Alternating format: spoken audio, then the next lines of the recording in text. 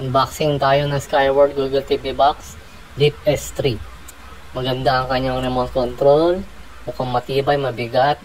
Compact size din siya, kasyang-kasya sa kahit saan sa ilagay. Kompleto rin po siya ng mga accessories. Just plug and play lang po kayo.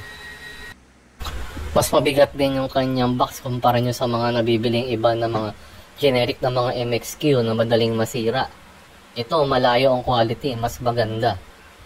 Since Android Google TV na nga ang magiging effect sa TV ninyo ordinary, meron din siyang Bluetooth para sa mga Bluetooth speakers nyo. Ngayon, kaysa magpalit kayo ng mga bagong TV na mas mahal, pwedeng maging alternative ito sa luma niyang TV.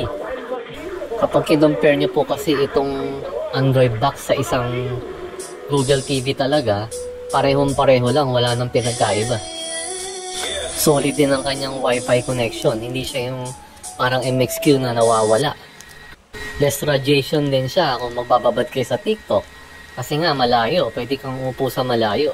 Hindi kagaya ng smartphone na nakatutok sa mukha nyo. Murang-mura din ito, wala pang 2,000. Kasi nakasale siya nung binili ko. Worth it ito.